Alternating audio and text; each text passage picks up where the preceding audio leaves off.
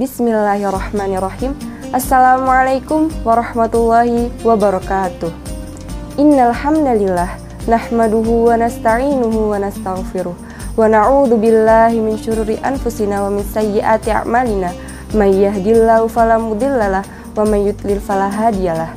Nashhadu an la ilaha illallah wa nashhadu anna Muhammadan abduhu wa rasuluh la nabiyya wa la rasula ba'da. Amma ba'd. Pertama-tama dan yang paling utama, tak henti-hentinya kita panjatkan puja dan puji syukur kita kepada Allah Subhanahu wa Ta'ala. Karena berkat rahmatnya, hidayahnya, karunia-Nya, kita masih diberikan kesehatan, baik secara jasmani maupun rohani, dan masih bisa bertemu dengan bulan suci Ramadan yang insya Allah penuh dengan keberkahan ini. Amin amin ya rabbal alamin. Kedua kalinya, tak lupa pula kita hadiahkan sholawat beriringkan salam kepada baginda kita, junjungan kita, yang tak pernah digaji dan tak pernah menuntut gaji, yang tak pernah memakai dasi dan tak pernah naik taksi, yang tak pernah mengenal apa itu korupsi, apalagi menikmati pil ekstasi. Beliau adalah Nabiullah, Nabi Muhammad SAW, yang telah membawa kita dari alam gelap gulita yang penuh dengan kebodohan menuju alam yang terang benderang penuh dengan ilmu dan keberkahan. Allahumma sholli ala Sayyidina Muhammad wa ala ali Sayyidina Muhammad. Semoga kita semua termasuk umatnya yang akan mendapatkan syafaatnya kelak di yaumil akhir nanti. Amin amin ya rabbal alamin. Puasa-puasa kok gibah? Pemirsa Sidiki Studio yang insya Allah dirahmati oleh Allah Subhanahu wa Ta'ala. Berbicara memang menjadi kebutuhan kita sehari-hari sebagai manusia. Akan tetapi, dalam berbicara, kita harus berhati-hati dalam memilih kata-kata. Karena kita tidak tahu, bisa jadi ada sebagian ucapan yang keluar dari mulut kita itu berpotensi menyakiti perasaan orang lain. Ada satu pepatah yang mungkin bisa kita jadikan acuan agar kita selalu berhati-hati dan selalu menghindari perbuatan gibah ini. Pepatah ini juga sering sekali kita dengar, yaitu mulutmu harimaumu. Dari pepatah tersebut, kita bisa mengambil kesimpulan bahwa dampak yang ditimbulkan ketika kita tidak menjaga lisan kita dengan baik dan benar itu sangatlah besar. Sebagaimana diperkuat oleh Allah Subhanahu wa Ta'ala dalam Quran surat Al-Hujurat ayat 12 yang berbunyi, A'udzu billahi minasyaitonir rajim. Bismillahirrahmanirrahim. Ya ayyuhalladzina amanu jtanibu katsiran minadh-dhann inna ba'dadh-dhanni itsmun wa la tajassasu wa la yaghtab ba'dukum ba'dha ayuhibbu ahadukum ay ya'kula lahma akhihi maitan fakarihtumuh wattaqullah innallaha tawwabur rahim. Shadaqallahul azim.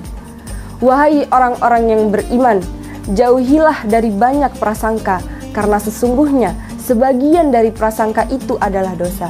Dan janganlah kamu mencari-cari kesalahan orang lain, dan janganlah ada di antara kamu yang menggunjing sebagian dari yang lain. Apakah ada di antara kamu yang suka memakan daging saudaranya yang telah mati? Tentu kamu merasa jijik. Maka bertakwalah kepada Allah Subhanahu wa Ta'ala. Sungguh Allah Maha Penerima Tobat lagi Maha Penyayang. Maha benar Allah dengan segala firman-Nya. Dalam surah ini Allah Subhanahu wa Ta'ala menyebutkan la yaghtab ba'dukum ba'dha, yang artinya dan janganlah ada di antara kamu yang menggunjing sebagian dari yang lain. Jelas-jelas di penggalan ayat ini Allah sangat melarang kita sebagai hambanya untuk menggunjing ataupun membicarakan kejelekan-kejelekan orang lain. Dan juga di penggalan ayat selanjutnya Allah menyebutkan ayuhibbu ahadukum ayyakula lahma akhihi maitan fakarihtumuh. Apakah ada di antara kamu yang suka memakan daging saudaranya yang telah mati? Tentu kamu merasa jijik. Di sini Allah Subhanahu wa Ta'ala menyebutkan bahwa Allah akan memberikan ganjaran, siksaan, azab yang sangat pedih kepada hambanya yang gemar sekali bergibah, gemar sekali menggunjing saudaranya berupa memakan daging saudaranya yang telah mati atau bangkai saudaranya kelak di yaumil akhir nanti. Nauzubillahi min zalik. Semoga kita semua tidak termasuk ke dalam golongan orang-orang yang akan mendapatkan siksaan itu kelak di yaumil akhir nanti. Amin amin ya rabbal alamin. Selain dosa besar yang kita dapatkan, dampak dari perbuatan ghibah ini juga bisa menyebabkan terputusnya hubungan persaudaraan antar sesama kita. Padahal Allah Subhanahu wa Ta'ala telah menyatukan persaudaraan antar sesama kita sebagai Muslim. Sebagaimana Allah Subhanahu wa Ta'ala berfirman dalam Quran surat Al-Hujurat ayat 10, "Innamal mu'minuna ikhwah." Sesungguhnya mukmin itu bersaudara dengan mukmin yang lain. Pemirsa Siddiqi Studio yang insya Allah dirahmati oleh Allah Subhanahu wa Ta'ala, ghibah sendiri memang tidak termasuk ke dalam hal-hal yang membatalkan puasa. Akan tetapi ghibah berpotensi sangat besar untuk mengurangi pahala-pahala puasa kita. Karena sejatinya puasa bukan hanya tentang menahan lapar dan dahaga saja. Puasa juga tentang menahan diri dari hawa nafsu dan hal-hal yang bisa mengurangi pahala puasa, apalagi sampai membatalkan puasa. Logikanya, sesuatu yang halal saja ketika di bulan puasa bisa menjadi terlarang, seperti makan dan minum contohnya.